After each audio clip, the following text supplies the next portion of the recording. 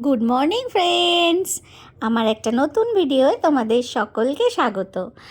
আজকে মকর সংক্রান্তি, কিন্তু এই দুদিন আগে যা শীত পড়েছিল আজকে কিন্তু আর অত ঠান্ডা লাগছে না। সকাল সকাল চান করে নিয়েছি কিন্তু অতটা ঠান্ডা লাগছেই না। সংক্রান্তির আগেই যা দুদিন আগে হাড় কাঁপিয়ে দিয়েছিল আমাদের।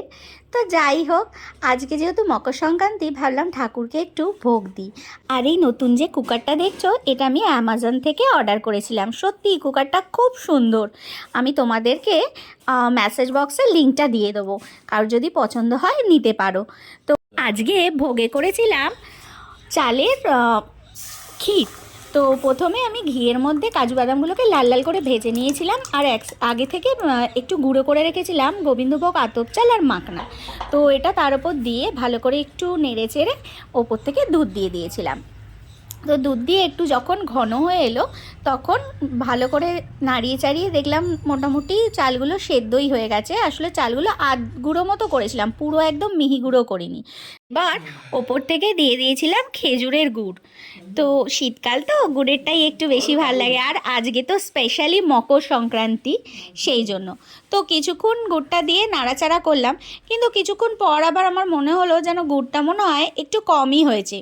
সেই জন্য আবার ওর মধ্যে আর একটু গুড় দিয়ে ভালো করে নাড়াচাড়া করে যখন দেখলাম বেশ লাল লাল হয়ে গেছে আর একদম থকথকে ঘন মতো হয়ে গেছে, তখন আস্তে করে কুকারটা বন্ধ করে দিলাম। এবার কুকারটা বন্ধ করে আমি একটু ঠান্ডা হতে দিয়েছিলাম, কারণ ঠাকুরকে তো একটু ঠান্ডা করেই ভোগটা দিতে হয়। কারণ আমরা যেমন গরম খেতে পারি না, ঠাকুরকেও তো গরম ভোগ দেওয়া যায় না, তাই না? তো অনেকক্ষণ পর দেখলাম যে কুকারে থাকলে এটা ঠান্ডা হতে অনেকটা টাইম নিচ্ছে, ওই জন্য থালায় আস্তে আস্তে করে বেড়ে নিলাম, বেড়ে ঠান্ডা করতে দিয়েছিলাম। তারপরে ঠাকুরকে ধূপ মোমবাতি জ্বালিয়ে ঠাকুরকে ভোগ দিয়ে ভালো করে পুজো করে নিয়েছিলাম। এই যে মোমবাতিটা আমি দিয়েছিলাম এটা কিন্তু পুরো ঘিয়ের মোমবাতি, এটাই আমি প্রত্যেক দিন একটা করে জ্বালাই। এক বন্ধু চয়নিকা আমাকে আগের দিন মেসেজ করেছে, তুমি যে শরবতটা খাও ওটা কিসের শরবত?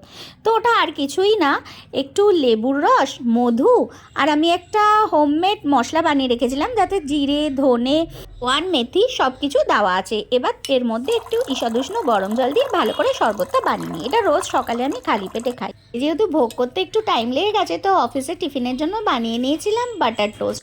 তো বাটার দিয়েছিলাম, আমি যেহেতু চিনি খাই না তাই একটু মধু দিয়ে দিয়েছিলাম, দিয়ে বাটার টোস্টটা বানিয়ে নিয়েছিলাম। আজকের ভিডিওটা এইটুকুই। সবাই খুব ভালো থেকো, টাটা, দেখা হবে নেক্সট ভিডিওতে, বাই বাই।